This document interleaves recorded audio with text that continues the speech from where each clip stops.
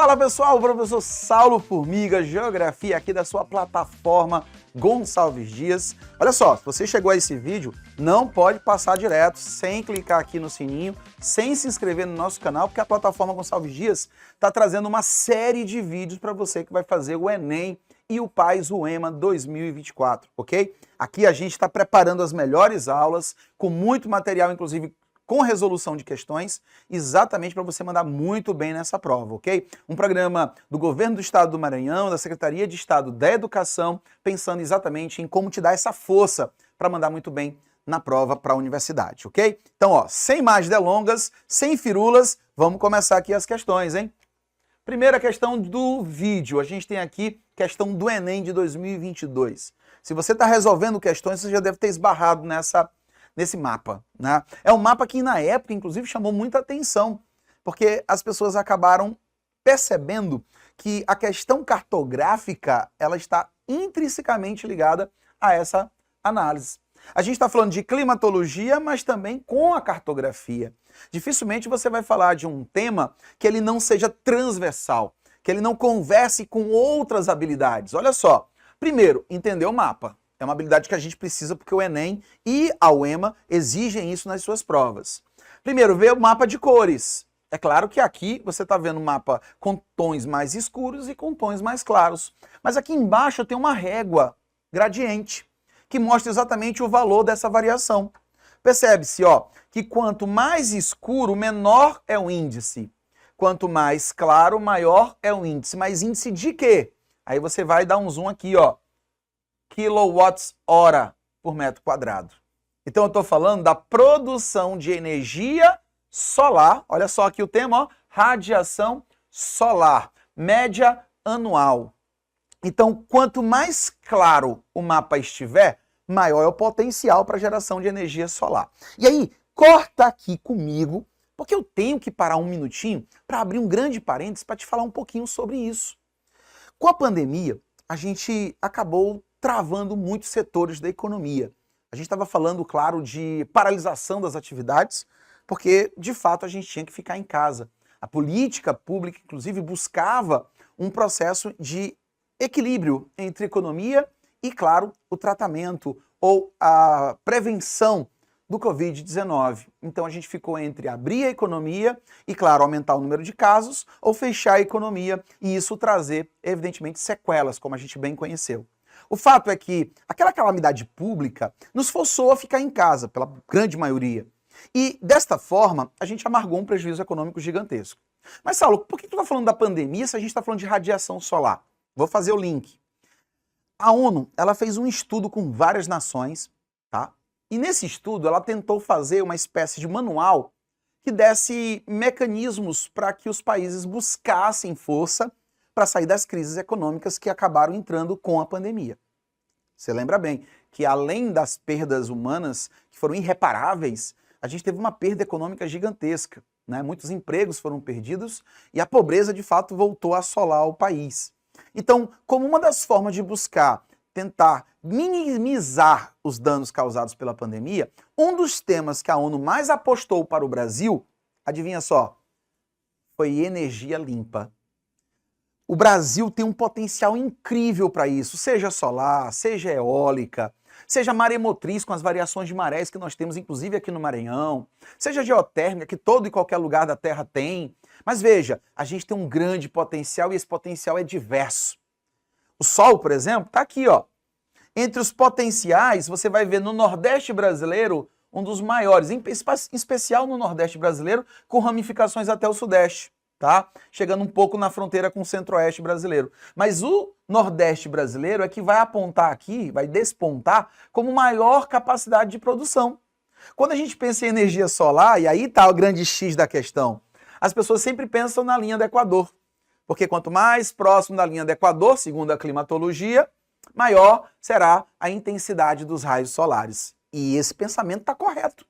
De fato, a intensidade do raio solar na linha do Equador é muito grande.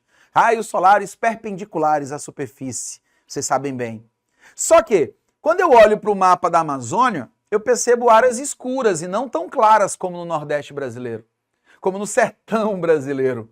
Por que que lá no Equador tem uma área mais escura, ou seja, com menor potencial fotovoltaico, e no Nordeste, no sertão, esse potencial aparece maior? Bem, é exatamente isso que a questão quer saber. Vamos para o comando da questão? Uma característica regional que justifica o maior potencial anual médio para o aproveitamento da energia solar é a reduzida. Olha só, percebe-se o seguinte, ele não quer aquilo que de fato afirma o potencial. Ele quer aquilo que por não termos, por isso que ele pergunta aqui, ó, a reduzida. O que que a gente menos tem que aumenta o nosso potencial para geração de energia solar? Aí é que está o nó. Se você não entende o comando da questão, você não consegue encontrar a alternativa correta. Mas isso não vai acontecer com vocês. Veja só. Uma característica regional. Volta para o mapa, gente. Qual é a região que tem o maior potencial? Olha para o gradiente. Já sabe o tema da questão, energia solar. Mais branco, mais claro, maior potencial. Veja, entre o mais escuro e o mais claro, é praticamente o dobro, tá? É o dobro da produção. Então, o Nordeste brasileiro tem o dobro da capacidade por metro quadrado que a Amazônia, que é o sul do Brasil. Então, por que que o Nordeste brasileiro tem maior capacidade? Aí ele pergunta, ó, devido à reduzida, letra A, declividade do relevo. Gente, o relevo ele vai influenciar, claro, na forma com que os raios solares vão incidir na superfície. Relevos íngremes, evidentemente, vão fazer com que essa intensidade seja menor, tá? É o caso do ângulo de incidência. Por isso, quando você fala de raios perpendiculares, você já lembra que a intensidade é maior. Mas não é o relevo que afeta. Até porque, ó, aqui eu tenho planícies, aqui eu também tenho planícies e depressões. O problema não é o relevo, o problema é climático. B, extensão longitudinal. Bem, longitudinal significa o sentido do quê? Norte-sul ou leste-oeste? Falei em latitude, eu falo na variação norte-sul. Falei em longitude no sentido leste-oeste. Então ele está te dizendo que nós temos um grande potencial porque o Brasil é pouco extenso longitudinalmente. Na verdade, nós somos muito extensos. E o que é interessante, estar na zona tropical com essa extensa longitude, sem dúvida, aumenta o potencial para o Brasil. Quanto menor o território no sentido leste-oeste, menor será, portanto, as áreas com maior capacidade de produção. C, nebulosidade atmosférica. Aí está o X da questão, gente. Olha só. Lembra da Amazônia que eu te falei que recebe os raios solares perpendiculares à superfície? Raios perpendiculares são raios diretos, ó. Eles são tão concentrados que eles ficam muito intensos, a radiação solar é maior. Quando eu vou para as regiões lá próximo de São Paulo ou abaixo de São Paulo, eu estou abaixo do Trópico de Capricórnio, então os raios solares já incidem, ó, perpendiculares. Quanto mais longe do Equador, mais perpendicular, mais inclinado é o raio solar. Quanto mais inclinado for o raio solar, menos ele consegue aquecer e menos intenso é a sua luminosidade. Então é claro que se eu for para o sul do Brasil, a intensidade luminosa diminui e a capacidade de gerar energia a partir disso também. Só que aqui ele não está falando dessa distância longitudinal, ele está falando da nebulosidade. Lembra que clima é esse que está no sertão nordestino? Pois é, o tropical semiárido. E o tropical semiárido tem como característica principal ser o menos chuvoso do país. Se é o menos chuvoso, eu não vou ter tantas nuvens, concordam comigo? E as nuvens, elas fazem uma coisa que nós chamamos de albedo. Vem comigo para o quadro rapidinho. Leandro, meu irmão, nosso produtor, junto com a nossa professora Cacau, dá um abraço aqui neles, mas ó, me ajuda, Leandro, vem para cá, ó. Vou fazer aqui uma nuvenzinha para vocês, olha só. E aqui embaixo, o meu amigo Leandro está passeando. Os raios solares deveriam estar incidindo diretamente no Leandro. Só que Leandro tem um guarda-sol sobre ele, que é a nuvem. Olha o foco, Leandro. Essa nuvem aqui vai te salvar, porque parte dos raios solares serão refletidos de volta para o universo. Porque essa nuvem, ela executa um papel chamado de albedo. Albedo. O albedo é a capacidade que todo e qualquer corpo tem de refletir a luz solar. Quer ver uma coisa? Você que é do Nordeste, experimenta sair meio-dia com uma camisa preta. Você vai sentir calor ou frio? Dá uma olhadinha nas roupas das lojas. Aquelas lojas que seguem tendência. Não vou falar o nome delas aqui para não fazer mexã, né? Mas veja, as grandes lojas, as grandes redes de loja dos shoppings. Se você for numa época de inverno, você vai ver que as cores das roupas normalmente são mais fechadas, escuras. Se você for no verão, é o contrário. São tecidos finos e cores muito claras, vibrantes.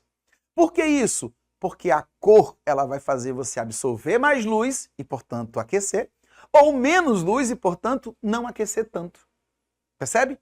Então, isso aqui, ó, albedo, é que responde essa questão. O sertão tem menos nebulosidade, tem menos nuvens, com isso os raios solares incidem diretamente na superfície. Na Amazônia, embora tenha uma intensidade de luz muito grande, maior do que o sertão nordestino, ela não consegue provocar a produção energética de uma forma interessante. Por quê? Porque a nebulosidade nessa região é muito elevada. Então, quanto mais nuvens, menos produção de energia solar. Percebem? Ok? Então, se a gente for olhar para cá, eu não vou falar de irregularidade pluviométrica, até porque lá no sertão não existe irregularidade pluviométrica. A regularidade dá é chover pouco e chover concentrado em uma época definida. E letra E, influência da continentalidade, significa o quê? Quanto mais longe do litoral, maior continentalidade. Nesse caso, não é estar no litoral ou no continente, é estar próximo da linha do Equador e com menos potencial de nebulosidade. Então, letra C é a resposta dessa questão. Questão simples, mas crítica.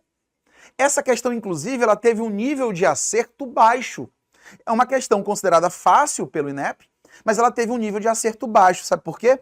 Porque ela exige raciocínio lógico, conhecimento técnico, mas também raciocínio lógico. Muita gente correu para falar sobre o Equador e não sobre o sertão. Então percebe-se que um detalhe faz você ter sucesso ou não na resolução da prova. Então cuidado, hein? Para isso que a gente está aqui, para você mandar muito bem nessa prova. Vamos para a próxima?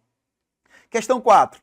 Macrocefalia urbana pode ser entendida como a massiva concentração das atividades econômicas em algumas metrópoles, que propicia o desencadeamento de processos descompassados, redirecionamento e convergência de fluxos migratórios, déficit no número de empregos, ocupação desordenada de determinadas regiões da cidade e estigmatização de estratos sociais que comprometem substancialmente a segurança pública urbana.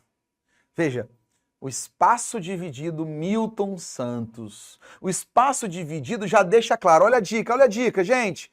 Olha o código.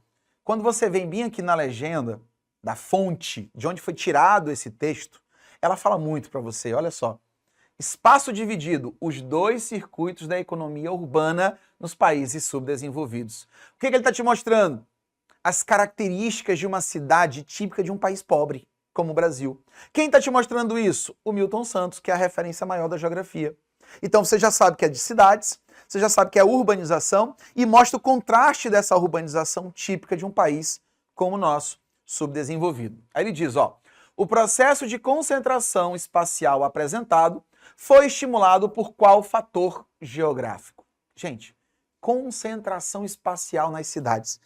Eu vou te dar o código agora.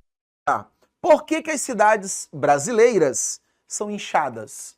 Quando eu falo cidades brasileiras inchadas, eu estou falando de cidades como São Paulo, Rio de Janeiro, cidades como Curitiba, Porto Alegre e aqui no Maranhão, São Luís. São Luís é a cidade que de longe concentra o maior número de pessoas.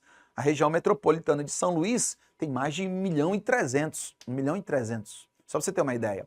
Então, se você levar em consideração a dinâmica maranhense, São Luís, de longe, é a maior cidade do estado. Agora, por que São Luís concentra tanta gente? Não tem espaço em outros lugares? Não tem dinâmica urbana em outros lugares? Por que se concentrar em São Luís? E aí, para responder essa pergunta, tu tem que olhar para a história. São Luís é capital do Maranhão, então como capital, ela normalmente é uma cidade que concentra estruturas de poder, como por exemplo, o governo do estado, que está centralizado na capital, que é São Luís, Então, seu papel administrativo do Estado do Maranhão acaba atraindo muitas estruturas, entre elas a administrativa. Um segundo ponto é, claro, a atividade portuária, que São Luís acabou agremiando ao longo da sua história. Lembra que o povoamento do Maranhão começou no litoral exatamente por conta do período, né? Estou falando de 1500, século XVI. Então chegaram aqui pelas caravelas, pelas naus, pelas embarcações. Então nada mais normal do que começar essa ocupação do litoral para o interior. Mas voltando à ótica da cidade, já séculos depois, a Revolução Industrial introduziu uma modernização em torno das cidades que gerava emprego e renda.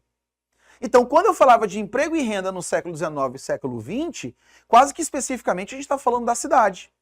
Então, como essa industrialização foi concentrada no campo urbano, é claro que a zona rural acabou ficando à mercê desse processo. Ao mesmo tempo, sem terra, sem dinheiro, sem condições de vida e, claro, sofrendo com as precariedades, as pessoas do campo começaram a encarar as cidades como a solução dos seus problemas. É aquela máxima de dizer, eu vou para a cidade tentar a vida. Muitos camponeses pensaram assim ali nos anos 60, 70. E aí o resultado foi uma grande migração do campo para a cidade, que vocês conhecem bem como êxodo rural. É ou não é? Gente, não dá para não falar do êxodo rural se você quiser entender o porquê de tantos problemas nas cidades. Na cidade você vai ter desemprego, informalidade, você vai ter favelização, periferização, você vai ter condições precárias nas periferias. Mas por que as cidades apresentam tantos problemas? Porque as cidades foram ocupadas muito rapidamente. Elas não foram preparadas para receber as pessoas que buscavam uma melhora de vida. Essas pessoas foram expulsas do campo, no caso brasileiro. E aí essa expulsão do campo deu para elas uma única alternativa, que eram as grandes cidades. Então essa concentração estrutural acabou atraindo essas pessoas e com isso essas pessoas sem mão de obra qualificada não conseguiam ser inseridas, não conseguiam ser absorvidas. Imagina, um pequeno lavrador de uma cidade do interior, por exemplo, de Pinheiro, que vá para Pinheiro tentar a vida, ele vai trabalhar em quê? Ele é um lavrador, ele pode ser um ótimo lavrador, ele vai ser um grande produtor rural, mas para a cidade, qual é o valor que aquela mão de obra tem? Pois é. Então, como ele não consegue ser absorvido pelas cidades, ele acaba ficando à margem disso. Ele não arruma emprego, não arrumando emprego, ele não consegue pagar pela estrutura urbana. Então, se ele não consegue pagar pela estrutura urbana, ele acaba ficando à margem disso. Então, ele vai ocupar um terreno na periferia, normalmente por uma ocupação mesmo, ele não tem dinheiro para comprá-la. Ele vai construir a casa com restos de materiais de construção que ele coleta pela cidade, os famosos barracos, até que com o tempo ele vá conseguindo construir uma estrutura minimamente digna. E bote tempo nisso. Se ele tivesse ficado no campo, produzindo na sua terra, tendo condições para isso, boa parte dos problemas urbanos não teriam ocorrido. Deu para entender? Então, voltando à questão, ele diz, o processo de concentração espacial apresentado foi estimulado por qual fator geográfico? Letra A. Limitação da área ocupada. Se eu falo de limitação da área ocupada, é como se existissem muros nas cidades. O que não é verdade. Tanto que as cidades elas se expandem. Não é isso? Você que está aí de Açailândia, você que está aí em Pedreiras, você que está me acompanhando de Imperatriz. Olha o tamanho de Imperatriz hoje e olha o tamanho de Imperatriz 10 anos atrás. É outra Imperosa, não é? A segunda principal cidade do Maranhão está com cara de cidade grande. E isso é muito bom, claro, porque melhora também a prestação de serviço. Mas eu também tenho em Imperatriz os mesmos problemas que eu tenho em São Luís. Esse crescimento, essa expansão desordenada da cidade. Exatamente porque essa limitação não existe. B. Êxodo da população do campo. O que foi que a gente falou? Que o problema da cidade começa quando o campo não consegue fixar o homem à terra. O homem do campo expulso migra para as cidades, e as cidades acabam de forma ilimitada sendo ocupadas. C. Ampliação do risco habitacional. Gente, ampliação do risco habitacional é até uma consequência e não uma causa dessa concentração. D.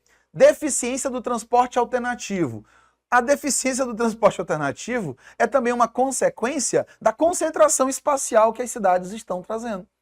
Nós não temos estrutura adequada para a quantidade de pessoas que estão ali pressionando para tê-la. E letra E, o crescimento da taxa de fecundidade. Detalhe, quanto mais pessoas saem do campo e mais pessoas vêm para as cidades, a taxa de fecundidade, bota aí do ladinho, é o número de filhos por mulher em idade fértil.